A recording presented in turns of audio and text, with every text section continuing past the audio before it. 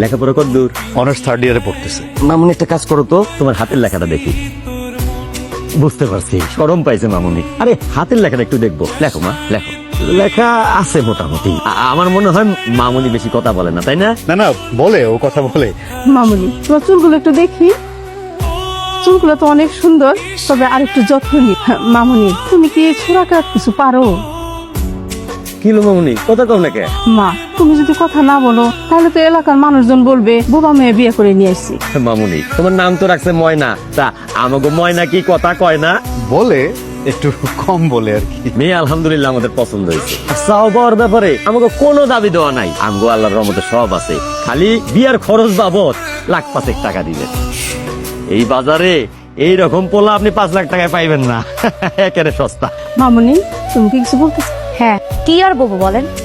আপনারা তো এখানে আমার ইন্টারভিউ নিতে আসছেন। আপনাদের ব্যবহার দেখে মনে হচ্ছে না আপনারা আপনাদের ছেলে বিয়ের পাত্রী দেখতে আসছেন। আপনাদের ব্যবহার দেখে মনে হচ্ছে আপনারা আপনাদের বাড়ির কাজের মেয়ে খুঁজতে আসছেন, না হয় পিয়ন খুঁজতে আসছেন। এই যে আমাকে আমার বাবা মা 14 গোষ্ঠীর নাম ঠিকানা লিখে দেখাতে বললেন, আপনাদের এই ছেলে আমার 14 গোষ্ঠীর নাম ঠিকানা লিখতে পারে? আমি আপনাদের চোখের সামনে দিয়ে নিজ পায়ে হেঁটে আসলাম, তারপর আপনারা বলতেছেন মামুনি একটু হেঁটে দেখাও তো, মামুনি একটু কথা বলো তো। মেয়ে কি বোবা, মেয়ে কি খোড়া? এই মনে তো কথা কয় না। আর আপনাদের এই ছেলেটা ঠিক কখন থেকে মূর্তির মতো চুপচাপ বসে আছে। আমারও তো সন্দেহ হচ্ছে, আমারও চেক করতে হবে আপনাদের এই ছেলে খোড়া কিনা, তার কোমরে হাড় ঠিক আছে কিনা, সে কথা বলতে পারে কিনা। এই যে আপনি বলেন তো, আটার কাছে তো পাখি বলেন, কি হলো বলেন না কেন? বলেন বলতেছি। কি শুরু করলি বলে? থামবি? ভাইয়া, তোমরা আমাকে বলছো কম কথা বলতে, আমি তো এখনো কথা বলা শুরুই করিনি। এই যে ম্যাডাম, এই যে স্যার, আপনারা বলতেছেন আপনাদের কোনো কিছুর অভাব নাই, আপনাদের সব কিছু আছে। তাহলে বিয়ের নাম করে ছেলেকে এখানে 5 লাখ টাকা বিক্রি করতে আসছেন কেন? সরাসরি বললেই পারেন আপনাদের টাকা পয়সা নেই, আপনারা ফকির।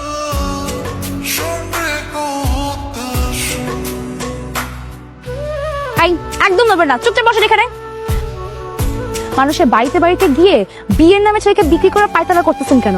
সরাসরি একটা কাজ করতে পারেন, আপনাদের ছেলেকে সুন্দর মতো সাজিয়ে গুছিয়ে গলায় একটা মালা তুলি দিয়ে ছবি তুলে অনলাইনে পোস্ট করে দেন এবং লিখে দেন আমরা আমাদের ছেলেকে 5 লাখ টাকা বিক্রি করতে চাই।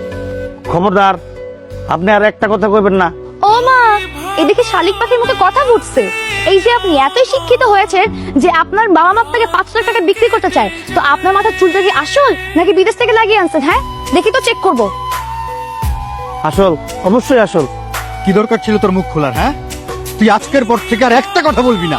সরি ভাইয়া, আমি চুপ থাকার অনেক চেষ্টা করছি কিন্তু পারিনি। এত কথা বলতে বলছে কে তোরে? হ্যাঁ, এত কথা বলতে কে বলছে? এত কষ্ট করে তোর জন্য সম্বন্ধটা আনলাম, তুই তাকে তাড়াই দিলি?